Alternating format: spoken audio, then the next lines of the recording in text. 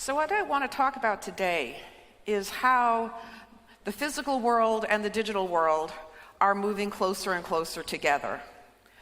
But I want to start with a bit of a history lesson, because even though we have all the hype now about robotics and autonomous vehicles and IoT and all of that, many of these systems are not new. And anybody who's done industrial automation, process control, worked in chemical plants or manufacturing plants, you would have seen these systems a long, long time ago. I worked on 2 automated warehouse systems back a long time ago, lots of gray hair. And I want to tell you a little bit about this because we want to tease apart what is really different and what isn't all that different from what we've known before. So we've had, for a long time, lots of automation in our cars. People started complaining decades ago that normal people can't fix cars anymore because it's all electronics. Subways, back when I first started working, BART was an automated subway system in San Francisco. We would talk about things like dark factories. In the company that I worked, we had an autonomous vehicle. Granted, it followed a chemical trail. It was the mail cart, but it had sensors so that it knew not to run into people, and it knew where to go and where to stop, and no one paid any attention to it. It ran completely autonomously, and this was, again, decades ago. The technology, we had embedded systems. Back then, we used programmable controllers. One of the first systems I worked on was actually an Allen Bradley programmable controller. And we had robots, and we had actuators. So robots were interacting with the physical world. We had all of these things. So I want to tell you a little story from my past on those 2 warehouses that I installed all those years ago. And the first one, it was a retrofit of an existing warehouse. And this warehouse was so old that the controller was an IBM 1800 computer. I actually saw core memory. The company I worked for was having to get rid of this and their other warehouse that had the only 2 remaining IBM 1800s on the planet. And IBM said, there is no longer enough money on this earth for us to continue to support these systems, so we need to get rid of them. But that warehouse had been running for a long time on an IBM 1800. Now, it was a pretty dumb system. How you detected whether or not a warehouse bin was full or not was the crane tried to put something in the bin. And if the motor tripped, well, obviously it was full. Didn't work so well if you had something very light in the bin and something very heavy on the crane, because it would just push it out the back of the bin and it would fall to the floor and make a lot of noise. That was how I learned how to work in noise, was working in that warehouse. And the control logic all lived in this Allen Bradley programmable controller, because the actual sensors we had on the equipment were not very smart. We could send something to the left or to the right. We could detect that something was there or not. We could turn the motor on and off, but that was really all the smarts that was in the hardware at that time.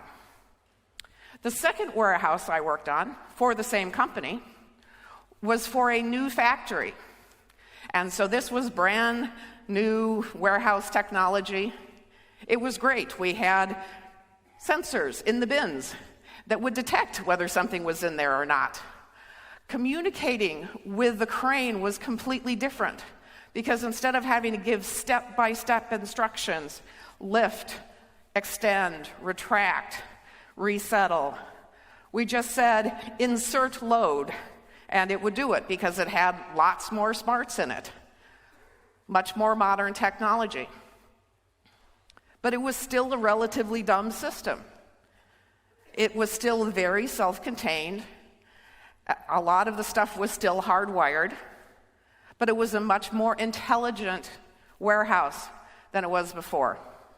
And this all happened a long time ago, so none of this is really new. So let's talk about a completely different industry. How have things progressed in healthcare? Well, you start with the old-fashioned way. The doctor is sitting in her office, the patient comes in, and the doctor performs whatever examination needs to be done. But then we start to get different kinds of automation involved. First is the separation in space. There's a company in India that does teleradiology. They realized that for hospitals in North America, when it's the middle of the night, it's actually the day in India. And as soon as they went from actually looking at physical film to looking at digital projections of the X-rays, they figured out they could just as easily send those to India. So you didn't have to wake a radiologist up in the middle of the night to read something. So you've separated in space. You could move on to telepresence, where the patient might actually feel like they're in the office with the doctor, but she can't do any kind of physical examination because, they're not in the same place. Maybe you move on to some kind of augmented reality setup with a doctor in one location and maybe a village health worker or a nurse with the patient so that things can be checked physically. To move on to maybe now it's a doctor, a patient, and a robot. So the robot is doing some of these things. And then maybe you get rid of the doctor, at least for some things that are fairly standard. So this is the progression of what might be possible when you think about healthcare in this world where the digital and the physical are coming together. And that's what we're calling this. It's physical, now digital.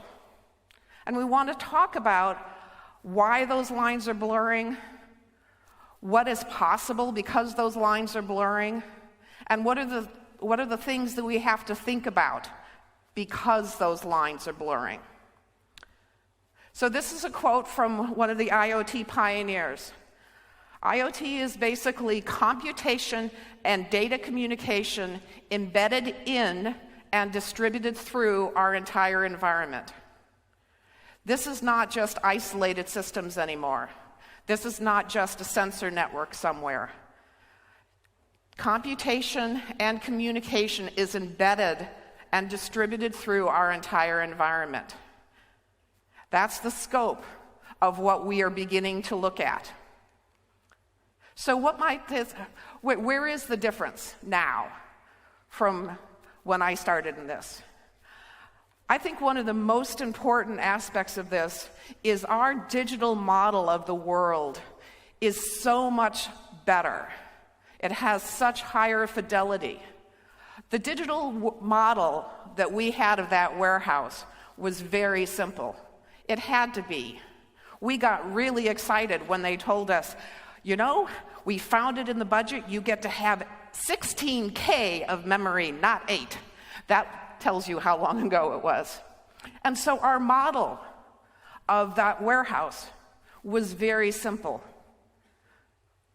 We didn't know temperature, we didn't know humidity, we didn't know power consumption.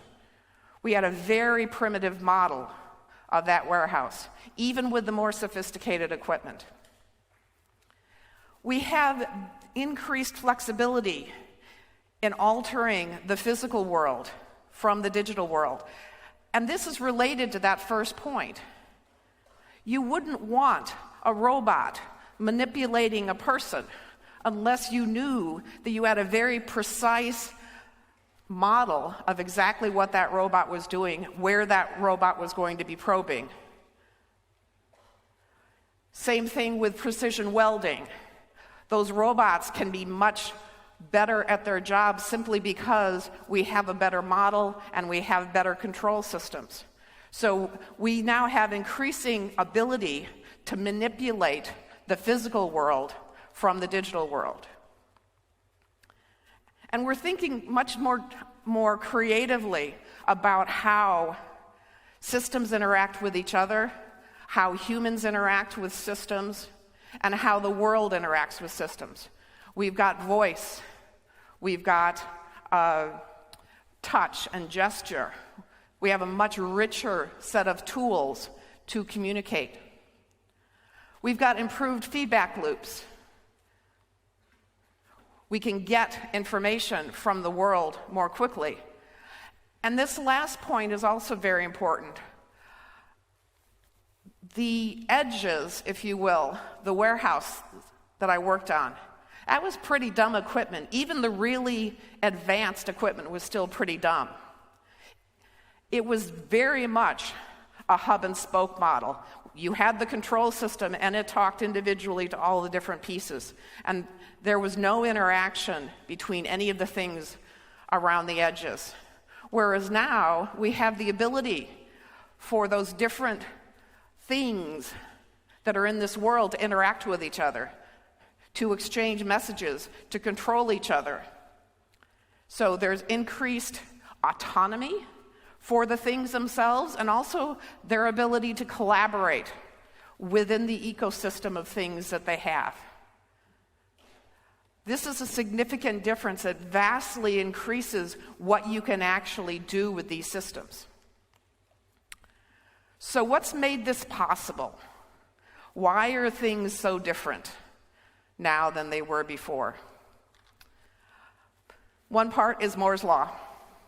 More specifically, we have vastly increased processing capability at a much lower power utilization.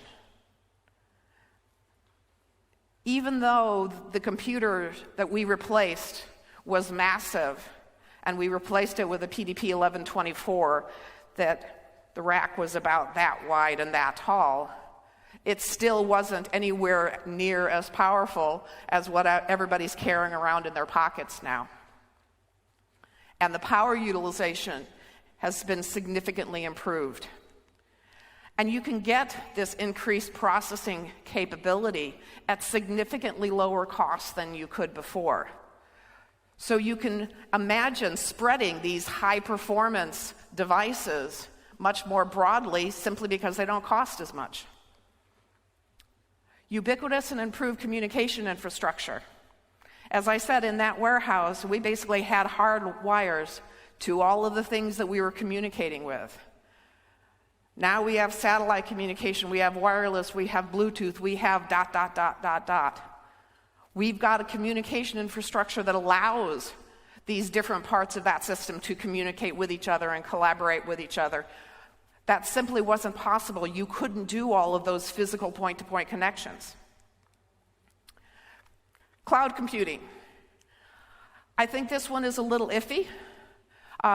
You could probably do much of what we're doing without the availability of a public cloud. Elasticity is important. The sheer scale of the cloud infrastructure that we have available to us is important. But we probably could have done it without cloud computing. Oops. Smartphones and the way they impacted the way we think about technology.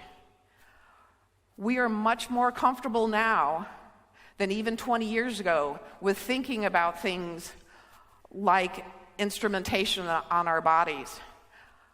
Technology is natural. You can watch toddlers play with an iPad, and it's just completely natural to them.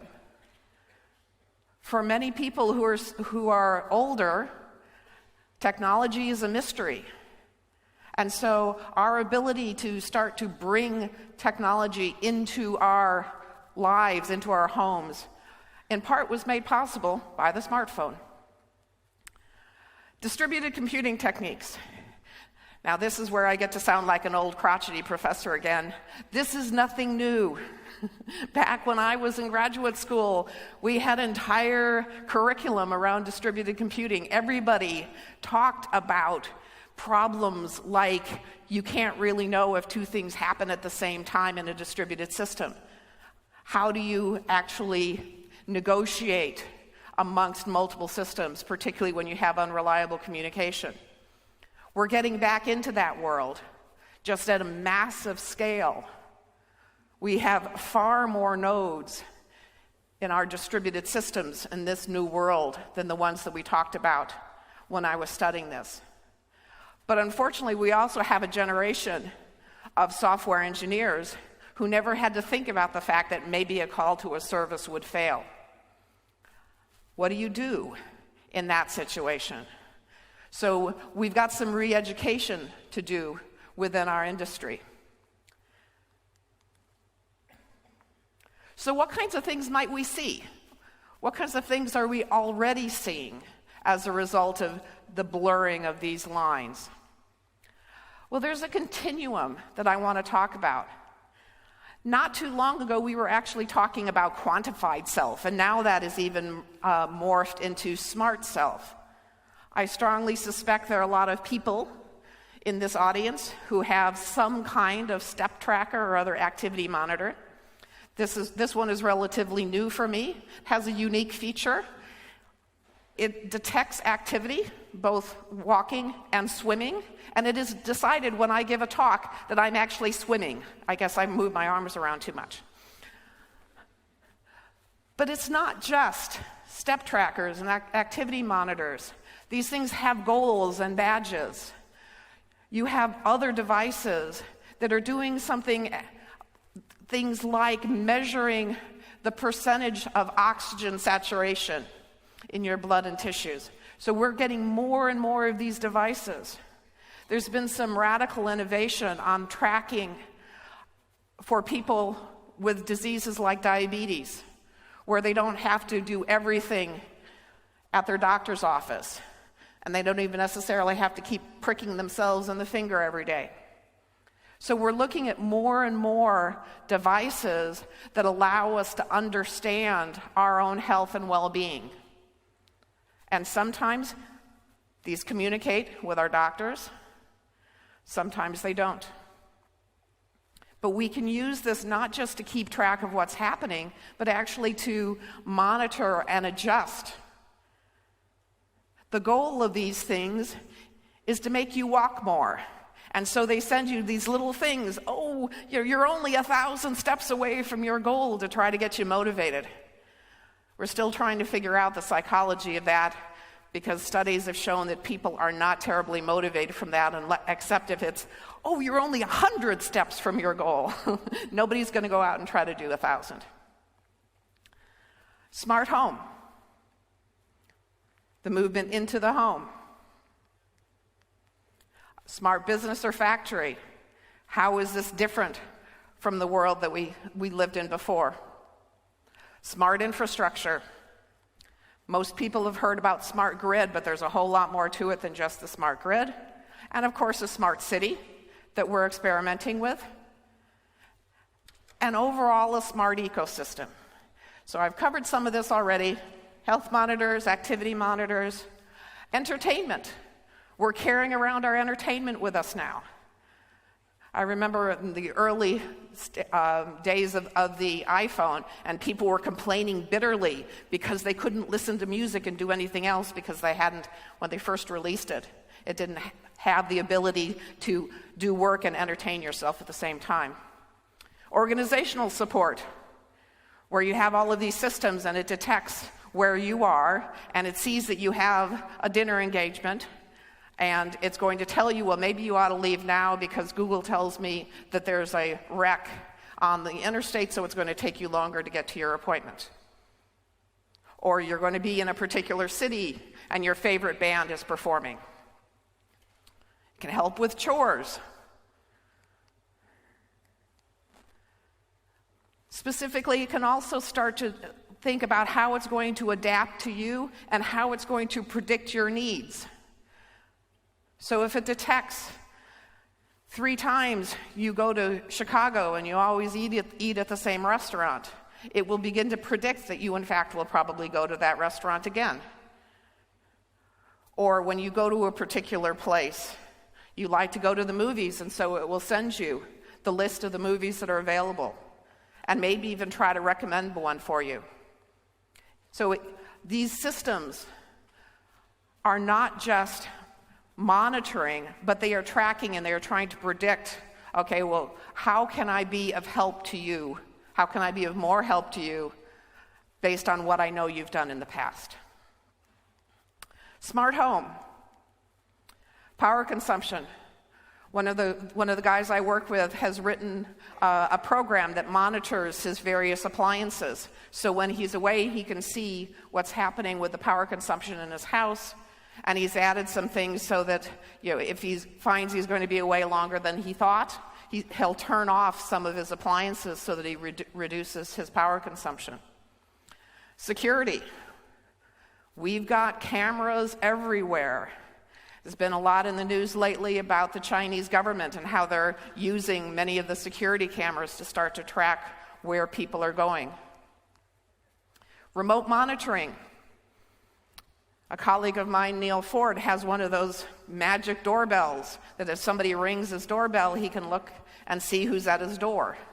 He does not, however, have the feature that some people do that will allow him to open the door over the internet. I'm not sure that I'm ready to allow any person on the internet who has the ability to hack into this thing to open my door for me. I don't understand that one. Ambiance. You can control the music, you can control the lighting, you can make your house more calm. We've seen this in all kinds of movies and futuristic television series when somebody walks in and says, "Please turn on Bach." People are doing that all the time now with Alexa. Again, chores. Love the little Roomba. I just don't have any carpets. And adaptive and predictive systems again. So let's think about how the system might start to respond. If this system has a view into your smart self, so it knows your calendar, and it's noticed that every time you have more than 4 conference calls, or one with this particular individual, when you come home, you always want very calming music, and you don't want the lights too high, and you don't want the music too loud, and you want the temperature just right. And so it's going to start to predict, oh, I see she's got one of those days.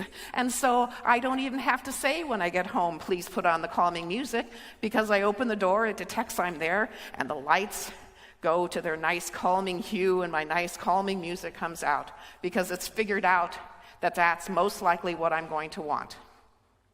So all these things working together to try to make my life better. Smart factory of business.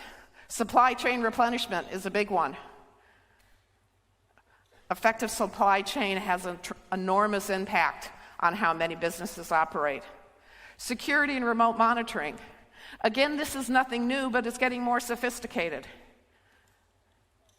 They talk about dark factories now, again. I was reading something that there's a new factory that's being built, and they will have 4 humans working in this factory, and the job of those humans is to maintain the robots. No humans will be working in that factory except to maintain the robot. Again, power consumption. Particularly in many industrial applications, the cost of electrical power for some of these organizations is massive. And so if they can do a better job of managing their power consumption, potentially working with the utility, it can make an enormous difference for their financial health. Production line scheduling. If you know a particular shipment is going to be late, maybe you'll change the scheduling of the line so that you won't have as much of a gap when those parts are late. Predictive maintenance, this is a big one. It is far less expensive and far less disruptive for an organization to be able to plan to take a line down so that they can fix a machine as opposed to it breaking while it's supposed to be running. This is important in other places too. We're starting to see predictive maintenance algorithms for aircraft engines. And I'm sure all of you in this room who travel would far prefer that the airline was able to schedule the repair of the engine before it broke, rather than you being at 35,000 feet and the engine breaking then. The more we can get those sensors into pieces of equipment, we can start to detect when they are likely to fail and therefore pull them out of production use until they can be fixed. Fully autonomous experiments. I was listening to a talk by someone, again, who works in industrial automation. And there are prototypes now being built of factories that can reconfigure the production line themselves.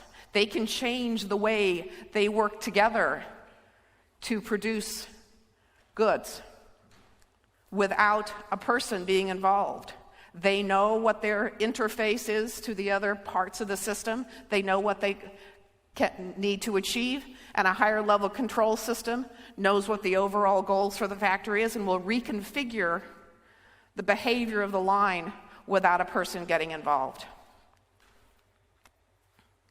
Reconfigurable factories. Okay, smart infrastructure.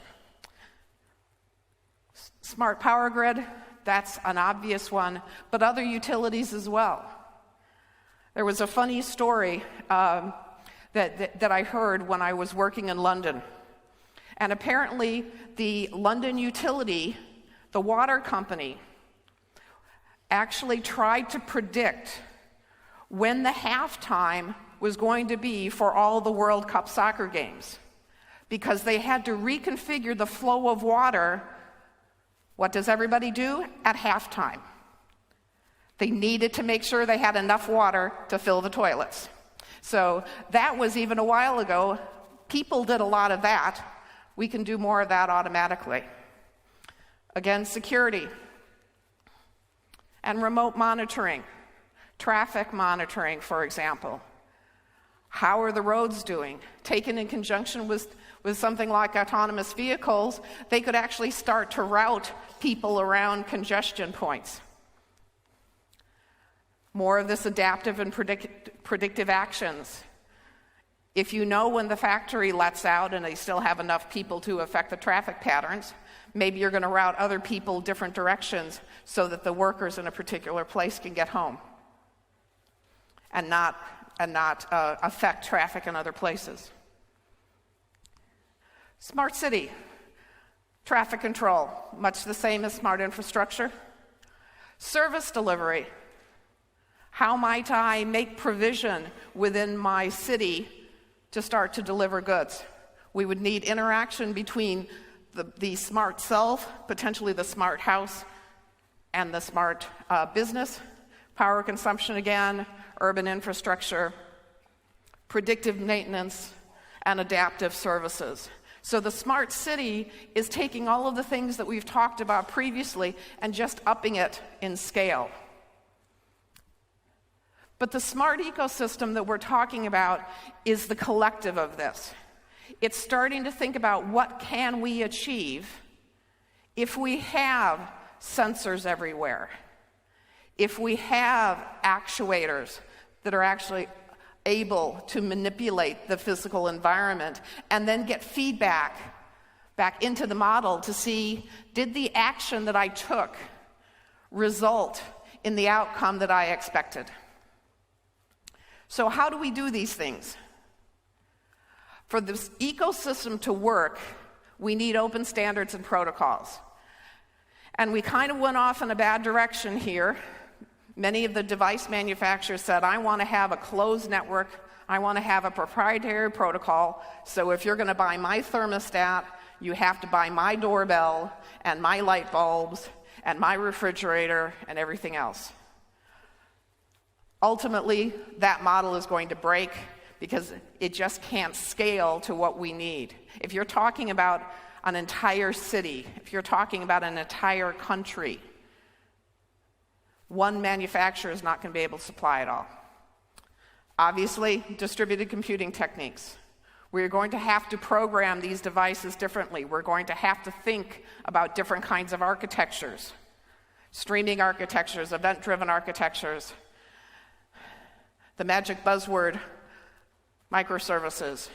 All of these things are going to come into play. We are going to have to take into account distributed computing. And in particular, We need to think about those techniques that allow us to focus on robustness and resilience.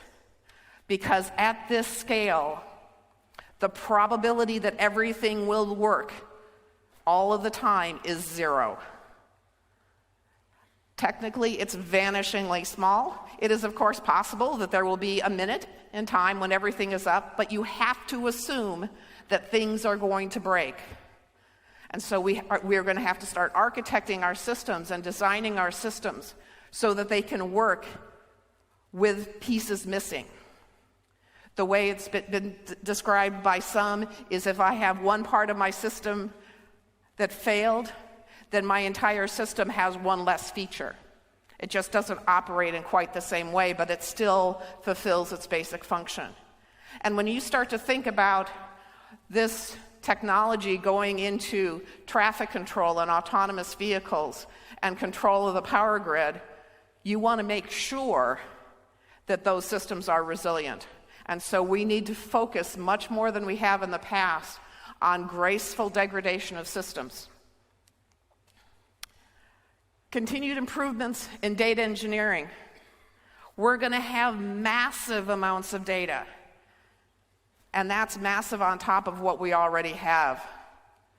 One of the projects I worked on briefly, the square kilometer array, they estimated for one observation from that telescope, one single observation would generate 8 petabytes of data.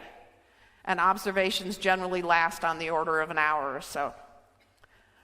The more sensors that we have, all of those sensors are going to be sending things into us. We're going to have to make decisions, like how much of that data do we keep?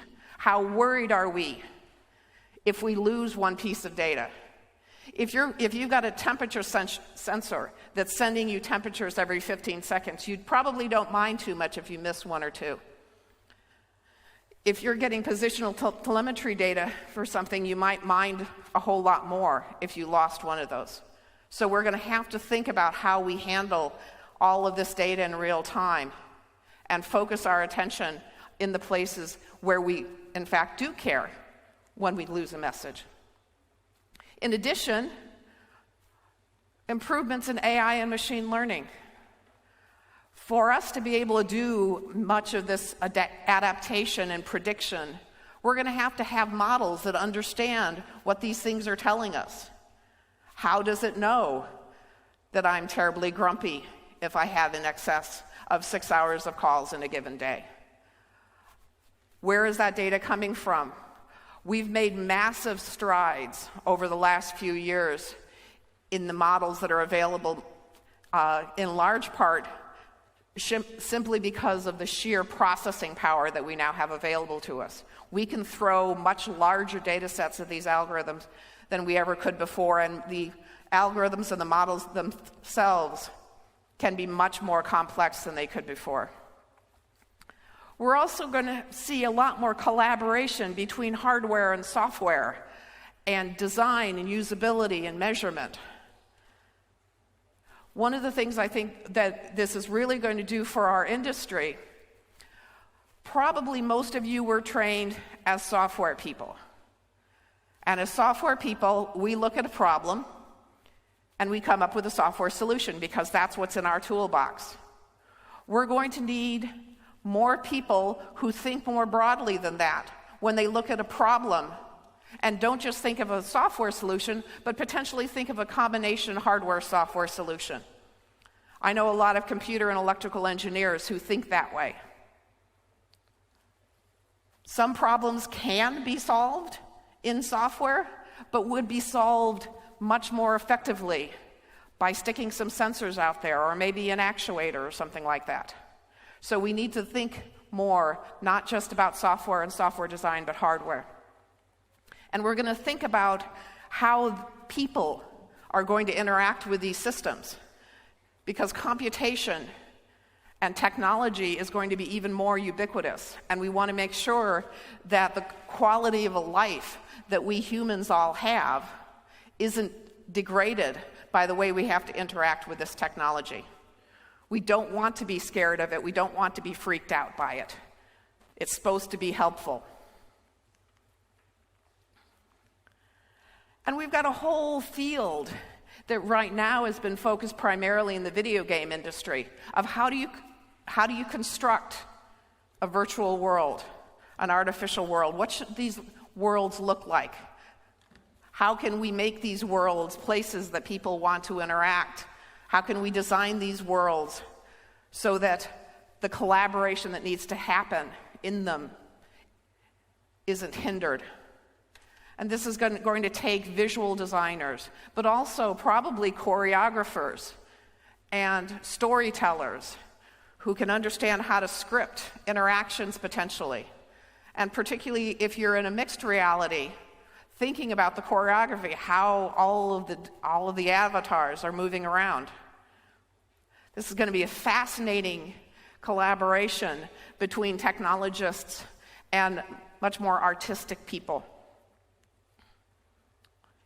And we need to have a society-level discussion of ethics and purpose.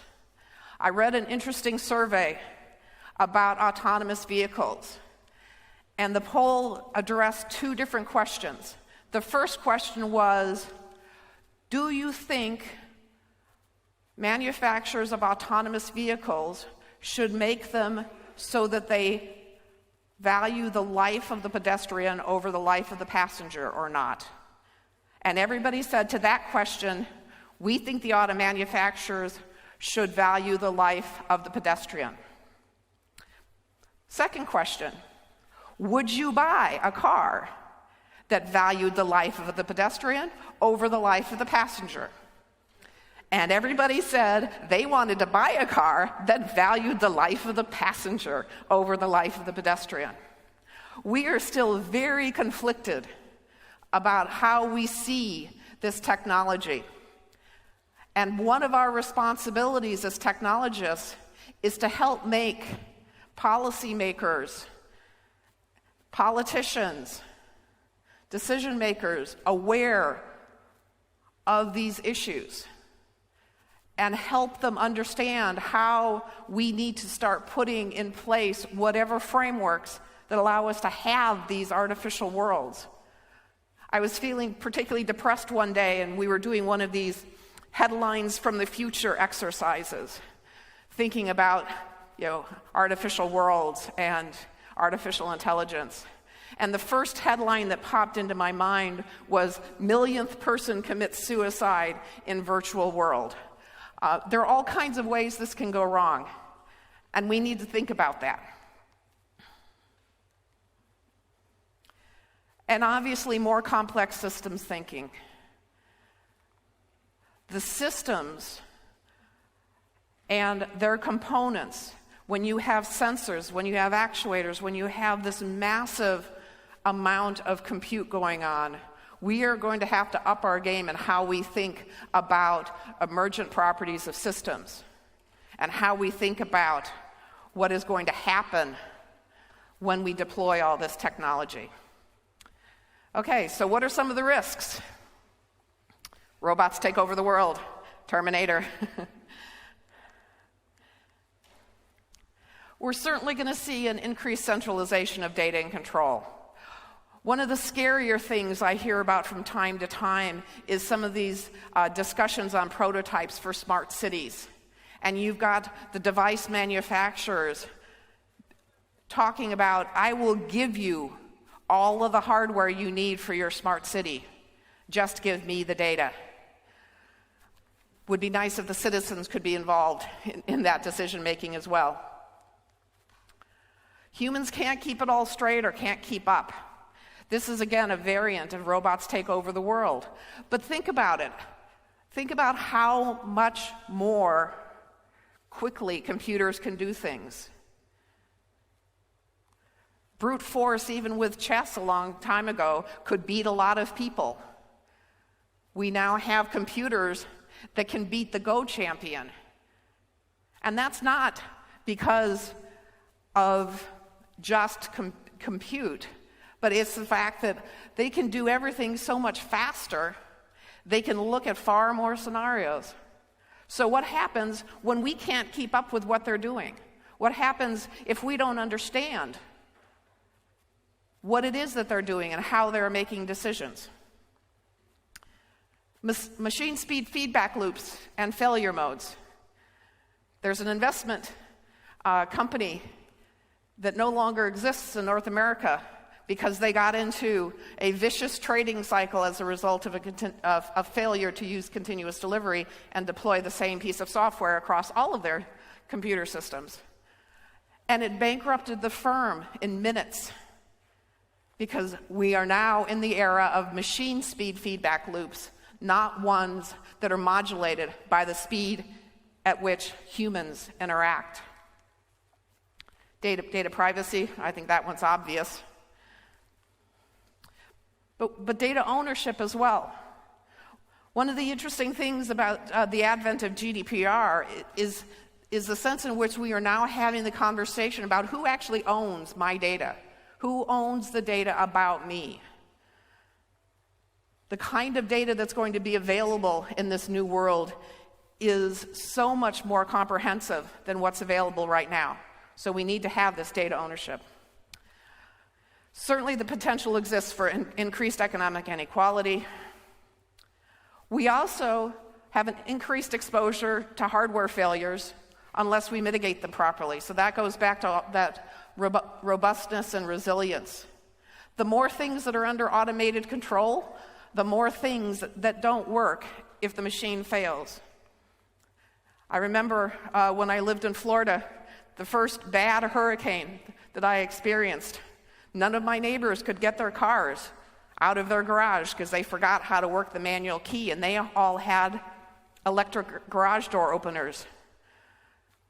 I was still something of a Luddite at that point, and mine was actually a manual, so I could get my car out of my garage when they couldn't. I was not exposed to that particular failure mode. Security. Let's go back to the internet-connected doorbell. Hackers are relentless. They are going to continually evolve their ability to break into systems. And one of the reasons this is particularly important in the IoT world, go back to those earlier slides, one of the enablers is the decreasing cost of equipment. The people who are making these devices want to make them as inexpensive as possible. It's very difficult to do software upgrades on 1 billion sensors, on 1 billion doorbells. So we need to start thinking about what is the threat model that is presented by these devices and how can we do as much as possible to mitigate against that. So why would we do it with all the doom and gloom? First, increased productivity, efficiency, and revenue. Robots and automated systems do not show up to work depressed. They don't show up to work hungover. They don't sleep in. But as well, thinking about efficiency, if we can manage and we can monitor these things more effectively, we can make better choices. We can be more efficient. We can decrease costs, decrease waste, and improved environmental outcomes. One of the more interesting examples of this that I've seen is in agriculture, where they are distributing sensors that monitor not only moisture but also the chemical composition of the soil, so that they can fine-tune to the very different parts of the field what kind of fertilizer gets delivered. And then they have the feedback mechanism say, okay, I put that amount of water and that amount of fertilizer down. Did I get the result that I expected? Is the chemical composition and moisture of the soil what I was targeting? Just think about the environmental impact of not wasting fertilizer. We won't have all the extraneous runoff going into our rivers. So the environmental outcomes can be vastly improved, and this isn't even talking about fuel efficiency or anything like that. Just something simple in agriculture. Safety, repeatability, and reliability. Computers don't make the kinds of mistakes that people do. We've been learning this for decades. Access to expertise, regardless of location.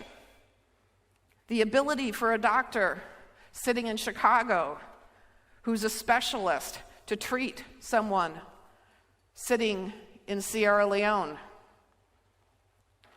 We can break down the barrier of geographic distance and make expertise available where it's needed.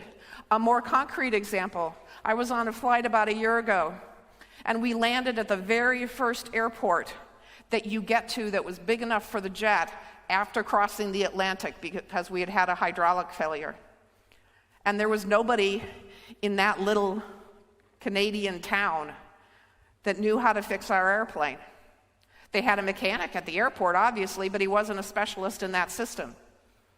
Some of the prototypes that are being discussed right now, you would have effectively a mixed reality system where the expert mechanic sitting in home base could work with the mechanic sitting there at the engine, sitting there at the airplane, so my plane could have been fixed more quickly. You wouldn't have to train everybody in all of those systems. You could make that available to them. Protection from hostile or harsh environments. There are many places that we'd far rather have a robot go into than have to bring a human into. Increased capability. Let's talk about pathology for a moment. A pathologist looks at slide after slide after slide after slide after slide. And particularly when you talk about things for routine screening, the vast majority of them are boringly benign. Well, what if you automated the recognition of the boringly benign? Even if you had a high false positive rate, you would want to make sure you had an incredibly small false negative rate, but even with a high false positive rate, you would still free up much more of that pathologist's time on the things that really require human brain power. Instead of having to look, yes, it's still okay, yes, it's still okay, yes, it's still okay, oh, that one looks weird. We want to increase the overall capability of the system by freeing up the human to be able to do more. Improve situational awareness. We can actually think about knowing more what's going on, so we know what we're getting into. So what would the world look like? What can we imagine? We have to start thinking about what is the potential with these systems. That if we can have the ability to influence the physical world and monitor and see, did we get the result that we expected? And modify our strategy and learn in the background how to better respond to situations. What are the things that we could do? This is going to require a conversation amongst people like us, technologists, as well as people in many different disciplines who might say, I've got this problem.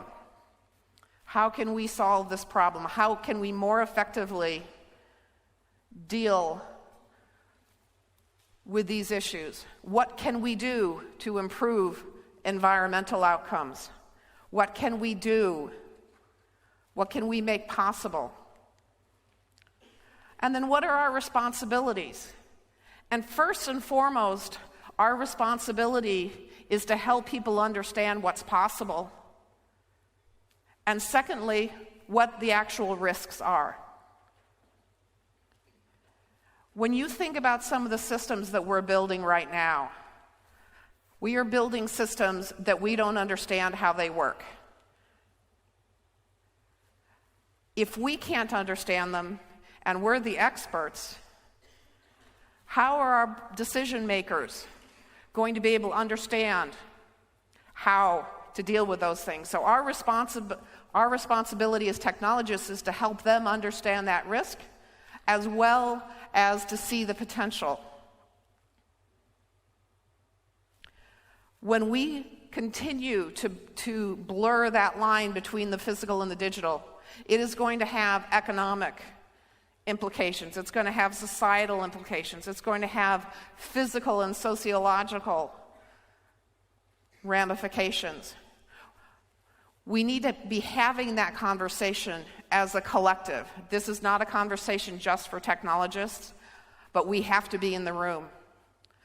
This is certainly not a conversation just for politicians or just for business leaders, because the technologists have to be in the room, but society has to be in the room as well. But we really want to think about what is now possible. How can we conceive of systems that will upset the status quo of how things have worked in the past, so that we can ensure that we take maximum value from this technology. So we need to free up our own imagination to see what will the world look like. Thank you very much.